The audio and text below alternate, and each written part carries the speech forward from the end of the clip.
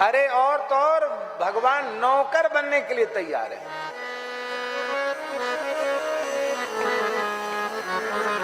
भक्त त्रिलोचन जी का चरित्र आता है। संत ज्ञानेश्वर के शिष्य थे भक्त त्रिलोचन जी, वैश्य थे, महाजन। वैश्यों में महाजन अटक वाले भी आते हैं, महाजन होते हैं ना। महाजन जैसे अलग अलग उपाधियां होते हैं, ऐसे महाजन भी होते हैं। वो महाजन थे, महाजनी का धंधा उनके यहां होता था। बड़े साधु सेवी थे, उनके कोई संतान नहीं थी। भगवान की कृपा से धन की कोई कमी नहीं थी, धंधा अच्छा था, महाजनी का काम बढ़िया था। ठाकुर सेवा और संत सेवा में ही उनका समय बीतता था और भगवान की भक्ति थी, इसलिए उनके मन में अभाव का भी अनुभव नहीं था। ओ बेटा बेटी क्या करना, नहीं हुआ तो नहीं हुआ। लेकिन एक बात की चिंता उनके मन में रहने लगी, त्रिलोचन जी के मन में। उनके मन में एक बात की चिंता रहने लग गई कि अब हम हो गए हैं बूढ़े और ठाकुर सेवा और संत सेवा नौकर चाकरों के द्वारा संभव नहीं, तो अपने हाथ के करने की चीज है। तो अब तक तो हम अपनी पत्नी के सहित साधु सेवा में खड़े रहते थे, अब हमारा शरीर ही बूढ़ा हो गया है। अब ये संत भगवान घर में आते तो हैं, पर वो स्वयं ही सब सेवा में लग जाते हैं, तो ये उनको सहन नहीं होता था। और मन में सोचते थे कि हे प्रभु, कोई ऐसा भक्त सेवक मिल जाता जो चाहता मुँह मांगा हम उसको दे देते, लेकिन वो साधुओं की सेवा संभाल लेता, क्योंकि मेरा शरीर तो बूढ़ा हो रहा है और मेरी घरवाली भी बेचारी वृद्ध हो रही है, भक्तानी भी वृद्ध हो रही है। तो श्री त्रिलोचन महाजन जी के मन में बड़ी चिंता थी। पंढरीनाथ भगवान, पंढरपुर के ठाकुर जी सहन नहीं कर पाए।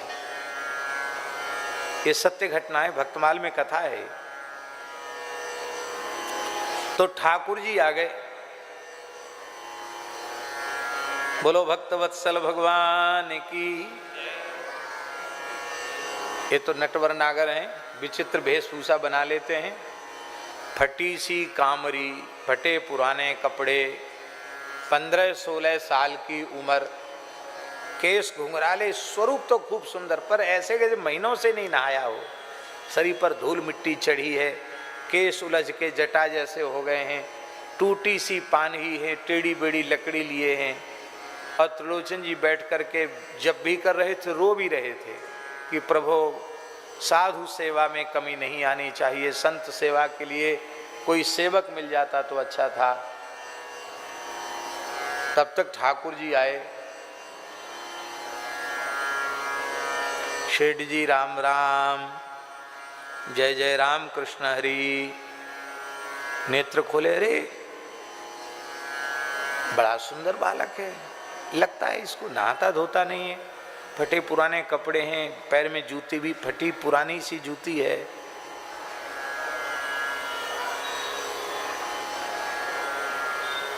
कहा बेटा तुम्हारा नाम क्या है? अरे बोले बाबूजी हमारा नाम सुन के क्या करोगे? नहीं नहीं, नाम तो जरूरी है बताना, क्या नाम है? तो ठाकुर जी ने नाम बताया, अंतर्यामी, हमारा नाम अंतर्यामी है। अरे वाह जी वाह, नाम तो बहुत बढ़िया है तुम्हारा अंतर्यामी, तो सबके अंतर की जानते हो गए। तो भगवान मुस्कुरा गए, कुछ बोले नहीं। पर अच्छा तुम कहाँ रहते हो? तो भगवान बोले कि अब हम कहाँ बता दें कि हम कहाँ रहते हैं, माने भगवान तो सब जगह रहते हैं, तो कैसे बतावें कहाँ रहते हैं? अग जग में प्रभु सब रहित विरागी, प्रेम ते प्रभु प्रगटई, जिमि आगी हरि व्यापक सर्वत्र समाना। भगवान बोले अब जहाँ हम हैं वहीं समझ लो हम हैं, बाकी हम क्या पता ठिकाना बताएं कि हम कहाँ रहते हैं। तो त्रिलोचन जी के मन में आया कि ये अनाथ बालक है, इसका घर द्वार बेचारे का नहीं।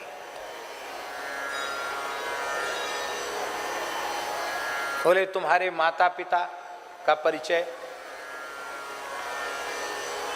तो भगवान बोले हमारे मैया बाप होते तो हमारी ये हालत होती। हाँ ये भी बात ठीक है, मैया बाप होते तो ये हालत नहीं होती। ये उत्तर भगवान ने इसलिए दिया कि सबके मैया बाप तो वो खुद ही हैं, उनका कौन मैया बाप होगा। ये तो लीला में भले ही किसी को पिताजी माताजी बना लें, वस्तुतः सबके पिता तो वही हैं, जगत पिता हैं।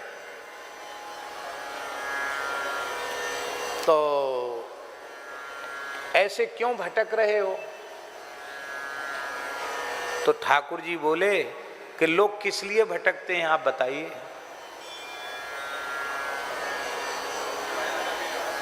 तो सेठ जी बोले, त्रिलोचन जी बोले धंधा पाने के लिए लोग घूमते हैं, तो बस इसलिए हम धंधा मिल जाए, 2 पैसा का कहीं कुछ रोजी रोटी मिल जाए, धंधा मिल जाए, इसलिए हम घूम रहे हैं। तो कुछ काम करना जानते हो? ऐसा ही होता है कि नहीं, नौकर कोई आता है तो ऐसी बातचीत, कुछ काम करना जानते हो? किस काम में तुम्हारी योग्यता है? बोले हमको चारों वर्ण और चारों आश्रमों की क्या मर्यादा है, उनका क्या खान पान है, क्या उनकी रेख टेक है, सब मुझे मालूम है। अच्छा, तो त्रिलोचन जी बड़े हंसे कि तुम्हारी उम्र तो 16-17 साल से ज्यादा समझ में नहीं आ रही है, इतना अनुभव तुमको कैसे हो गया? बोले आप विश्वास करो न करो, हम सब जानते हैं। तो साधु सेवा करना आता है? तो ठाकुर जी बोले साधु सेवा करते करते मेरा जन्म बीत गया। तो त्रिलोचन जी बड़े हंसे, बोले ये लड़का कुछ करे न करे, बोलता बहुत मीठा है, इसको रख लो अपने पास। हैं बताओ, तेरी उम्र तो देखने में लगता 16-17 साल की, भी रेख भी नहीं आई, मूछ भी नहीं आई, अब कहता जन्म बीत गया। उम्र ही कितनी हुई जो जन्म बीत गया?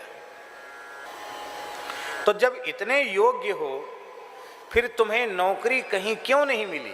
कुछ न कुछ खोट तुम्हारे में जरूर है, जो इतने योग्य होने पर तुमको नौकरी नहीं मिली। बोले हाँ एक खोट है हमारे में, हम काम से पीछे हटते नहीं हैं, सब काम करते हैं हम, पर हमारे बारे में कोई शिकायत करने लग जाए तो वहां रहते नहीं हैं। क्या शिकायत? बोले हम बहुत खाते हैं, पेटू हैं, खाते ज्यादा हैं हम। तो त्रिलोचन जी हंसने लगे, बोले घर में अन्न धन की कमी नहीं है, कितना खाते होगे, बच्चे हो? तो भगवान बोले खाऊं 5-7 शेर, 5 शेर खा जाता हूं मैं, नहीं तो ठीक से खिलाओ तो 7 शेर तो कम से कम खा ही जाता हूं। आप लोग कहेंगे भगवान ने ऐसी बात क्यों कही? बहुत ध्यान से सुने, ये बात शास्त्र की बात है, लिखने योग्य और समझने योग्य बात है। घर में यदि आपने ठाकुर जी की प्राण प्रतिष्ठा की है तो प्राण प्रतिष्ठित विग्रह को 5 शेर से कम भोग नहीं लगाना चाहिए, कम से कम 5 शेर या 7 शेर भोग सामग्री सामने पधरानी चाहिए, अन्यथा भगवान का विग्रह पधराने में दोष लगता है। ये नहीं कि अब तो हमारे घर में 2 ही आदमी खाने वाले हैं, अब 2 रोटी वो खाते, 2 रोटी हम खाते हैं, 4 रोटी बना के भगवान को भोग लगा दो। तो भगवान ने कहा हम 5-7 शेर खाते हैं, मंदिरों में ये भोग लगाने की शास्त्रीय परंपरा है। तो भगवान बोले हम 5-7 शेर खाते हैं। तो त्रिलोचन जी बोले ऐसा है, 5 और 7 कितने होते हैं? कितने होते हैं?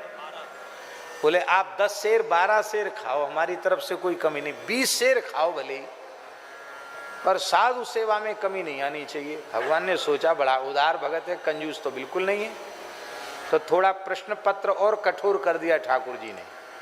ठाकुर जी बोले देखो ऐसा है, हम तो सबकी सेवा करेंगे, ठाकुर जी की भी आपके घर में सेवा करेंगे, संतों की भी सेवा करेंगे, आपकी भी सेवा करेंगे, लेकिन हमको रोटी बना के माता जी को खिलाना पड़ेगा। जो आपकी गृहिणी है ना भक्तानी, उनको हमारे लिए बनाकर खिलाना पड़ेगा। तो त्रिलोचन जी की गृहिणी तो बेचारी अब तक बनाती ही थी साधुओं के लिए रसोई। तो त्रिलोचन जी ने अपनी गृहिणी से कहा, ध्यान से सुने, त्रिलोचन जी ने अपनी गृहिणी से कहा कि सेवक तो एक मिल गया है, लेकिन इसने विचित्र शर्त रख दी है ये सबको बना के खिलाएगा, पर इसको तुम बना के खिलाओगी। माता जी बड़ी सरल थी, त्रिलोचन जी की पत्नी बहुत भक्त थी। अरे बोले कोई बात नहीं, लोग कहते तुम्हारे बेटा नहीं बेटा नहीं, इससे अच्छा बेटा कहाँ मिलेगा, इसी को बेटा मानकर खूब बना बना के खिलाऊंगी। त्रिलोचन जी बोले ये इसने पहले कह दिया खाऊं 5-7 शेर, 5-7 शेर खाता हूं। तो पत्नी थोड़ी सकुचाई तो सही, लेकिन फिर उनको नहीं नहीं कोई बात नहीं, इससे ज्यादा तो मैं रोज ही बनाती हूं, बना के खिला दूंगी, क्या है। भगवान ने कहा जिस दिन ये बात कह दोगी कि ये बड़ा पेटू है, बहुत खाता है, हम भाग जाएंगे। बोले हम क्यों कहेंगे ये बात। अब ठाकुर जी ने त्रिलोचन जी के यहाँ, महाराष्ट्र की घटना है, त्रिलोचन जी के यहाँ ठाकुर जी ने 13 महीना सेवा की नौकर बन के। कितने महीना? सब तरह की सेवा, चौका बर्तन से लेके झाड़ू बुहारू से लेकर सब सेवा। कहां तक कहें त्रिलोचन जी की भी मालिश कर देते, उनका भी कपड़ा धो देते, उनको बढ़िया चकाचक रखते। और भगवान के लिए क्या कठिन है। भगवान के आने से रिद्धि सिद्धि भी बहुत बढ़ गई, साधु भी बहुत आने लगे, उत्सव महोत्सव बहुत होने लगे। और जो साधु जिस प्रकार की वस्तु पाना चाहता है, भगवान के लिए क्या कठिन, वही बना के प्रस्तुत। अब प्रत्येक साधु को यही अनुभव होता कि अंतर्यामी तो हमारी ही सेवा में दिन रात रहता है। जय जयकार होने लगी। बोले भाई सेठ जी के यहाँ तो आनंद हो गया, लगता अष्ट सिद्धि नवनिधि नहीं के घर में रहती है। ओ कथा कीर्तन उत्सव महोत्सव होता रहता है, बहुत आनंद है। अब तो सेठ जी की झुर्रियां भी पता नहीं कहाँ चली गई, अब तो चमक आ गई है, माला लेके अपने प्रेम से भजन करते हैं। त्रिलोचन जी तो अब क्या कहना, बहुत बढ़िया। अरे महाराज 1000 लाख बेटा मिलाकर भी ऐसा बेटा नहीं हो सकता जैसा नौकर मिला है इनको। अब भगवान बोले हम और कुछ नहीं चाहिए, हमको कपड़ा दे दो, भोजन दे दो। अब बढ़िया सुंदर उबटन लगा के स्नान कराया, सुंदर कपड़े पहना दिए। ठाकुर जी तो ठाकुर जी सुंदर लगने लगे। 13 महीना सेवा करते करते बीत गया। एक दिन त्रिलोचन जी की गृहिणी पड़ोस में गई, तो माताओं में चर्चा होती ही है। उन्होंने कहा अरे बहन आपके यहाँ तो अंतर्यामी क्या आया है, भगवान ही आ गए महाराज, ऐसी रिद्धि सिद्धि घर में हो गई है, सब और नगर में सेठ जी की जय जयकार हो रही है। सेठ जी की तो रंगत ही बदल गई है, पर तुम तो जैसे पहले लट्टी दूबरी थी ऐसी ही है वो, तुम्हारे कोई फर्क नहीं है। तो उन्होंने कहा अब उनको करने ही क्या पड़ता, कुछ नहीं करना पड़ता, खाली माला फेरते हैं, भजन करते हैं, थोड़ा बहुत कोई धंधे पानी की बात है वो देख लेते हैं, अब उनको कोई काम नहीं है। पर आपको भी तो काम नहीं होगा, अंतर्यामी सब कर लेता होगा। अब वो बेचारी उनसे मुंह से निकल गया कि नहीं यही तो बात है, अंतर्यामी सब करता पर अंतर्यामी की सेवा हमको करनी पड़ती है। अच्छा क्या सेवा? हाथ पांव दबाना, कपड़ा धोना, वो ये कुछ नहीं, उसको भोजन कराना पड़ता है बना के। अरे बहन क्या खाता होगा, 16-17 साल का ही तो लड़का है, 2-4 रोटी खाता होगा। अरे कुछ मत पूछो, 5 शेर 7 शेर एक बार में ही जय सिया राम वो खा जाता है। अच्छा देखने में तो नहीं लगता कि इतना खाता है। हाँ खाता तो खूब है। अभी बेचारी उसके मुंह से निकल गई। ठाकुर जी अंतर्धान हो गए। ठाकुर जी जब अंतर्धान हो गए तो त्रिलोचन जी बहुत दुखी हुई, उनकी पत्नी बहुत दुखी हुई, खाना पीना छोड़ दिया, रोने लगे। घर घर जाके पूछते मेरा अंतर्यामी कहाँ है। अंत में निश्चय किया प्राण ही त्याग देंगे, तो साक्षात ठाकुर जी आ गए। बोले हम तो सदा से संतों की नौकरी करते हैं, हम आज भी तुम्हारे नौकर बनकर आने के लिए तैयार हैं। अब तो और रोने लगे त्रिलोचन जी। बोले जगन्नाथ जगतपति लक्ष्मीपति वैकुंठनाथ को, रुक्मिणी नाथ को मैंने अपने घर में नौकर बनाकर रखा, मेरे पैर दबाए आपने, मेरे बर्तन साफ किए, रसोई बनाई। प्रभु मैं बहुत अधम हूँ। भगवान ने कहा, हृदय से लगाया, बोले हम तो बहुत प्रसन्न हैं तुम्हारे ऊपर। श्री भक्तमाल में नाभाजी ने त्रिलोचन जी को चंद्रमा कहा है, भक्त जगत का चंद्रमा, भक्त नक्षत्र के समान है। तो इस कलिकाल के भक्तों में नाम त्रिलोचन शिष्य सूर शशि सदृश उजागर, नामदेव जी का भक्ति जगत का सूर्य कहा और त्रिलोचन जी को भक्ति जगत का चंद्रमा कहा। श्री त्रिलोचन जी के पद गुरु ग्रंथ साहब में है। सिखों का पवित्र ग्रंथ जो गुरु ग्रंथ साहब है उसमें भी श्री त्रिलोचन जी के पद सम्मिलित किए गए हैं, नामदेव जी के पद भी सम्मिलित किए गए हैं। माने आप ये विचार कीजिए कि उस काल के कितने बड़े संत हुए श्री त्रिलोचन जी महाराज। कोई हमारे जैसे विरक्त बाबा जी नहीं थे, वैश्य थे, गृहस्थ थे, परिवार में रहते थे, पर उनकी ख्याति कितनी हुई होगी कि सिखों के पवित्र ग्रंथ गुरु ग्रंथ साहब में भी त्रिलोचन जी की वाणी को आदरपूर्वक स्थान मिला।